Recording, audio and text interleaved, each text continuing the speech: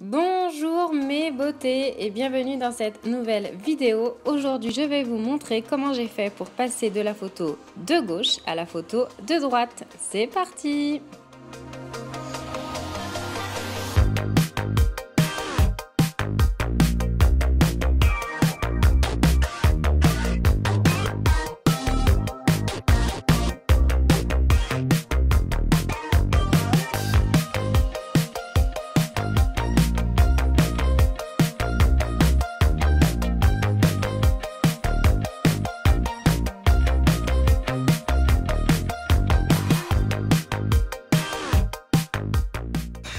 Alors je vais vous expliquer ce que j'ai fait, pourquoi, comment. La couleur je l'avais fait il y a combien de temps déjà, tu te rappelles Daphné? C'était mars, hein, c'est ça. Alors c'était la première fois que je lui faisais sa couleur. Et alors sur les photos et les vidéos, je sais pas si on se rend compte, parce qu'elle paraît claire. Et du coup je me suis fait piéger, parce qu'en fait quand je lui ai fait sa couleur, il y a tous ces reflets un peu dorés, cuivrés qui sont ressortis. Donc là le but aujourd'hui c'était de retrouver en fait un blond. Alors qu'il fasse quand même naturel, que ça soit pas blonde platine, mais par contre que ce reflet il soit bien neutralisé. Et je vous montre les produits que j'ai utilisés et aussi la technique. Je vais vous expliquer exactement pourquoi j'ai fait comme ça. Voilà, donc pour la couleur, donc chez Schwarzkopf Igora Royal, j'ai mélangé la base naturelle numéro 9 avec le 9.1. C'est une couleur cendrée. Le cendré neutralise justement les reflets qui sont un petit peu roux. Et en fait, ce que j'ai fait entre la couleur à la palette, en fait j'ai utilisé donc mes chouchous, la gamme Blonde Me de chez Schwarzkopf.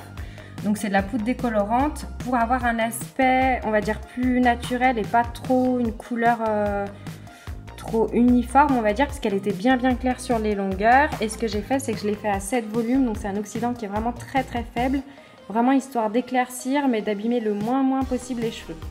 Voilà, pour avoir le résultat voulu, sans abîmer les cheveux.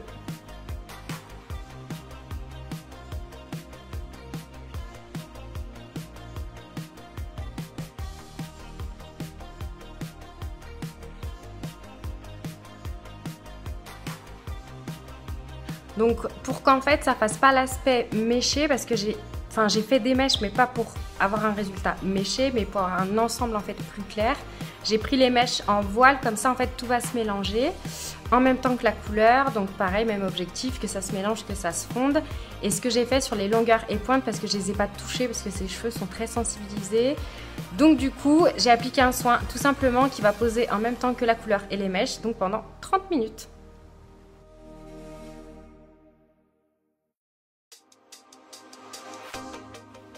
Et voilà le résultat.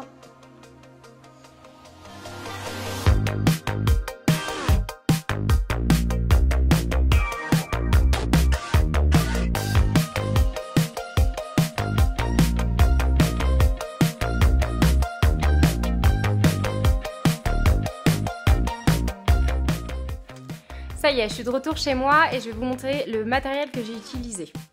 Bon alors comme vous avez vu, j'ai quand même pas mal coupé, mais j'ai quand même passé le Splitender Pro 2, donc coupe fourche. Alors sincèrement, bon, je vous montre que je l'ai utilisé, mais au final en fait elle avait très peu de fourche, ce qui peut être paradoxal parce qu'avec les cheveux fins qu'elle avait, on pourrait croire qu'il y en avait beaucoup, et en fait il n'y en avait pratiquement pas.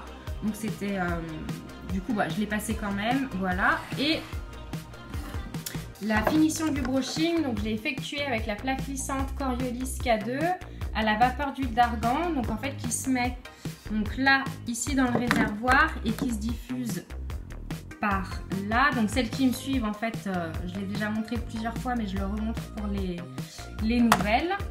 Et puis du coup en fait, parce qu'il y en a beaucoup qui me demandent comment ça se recharge.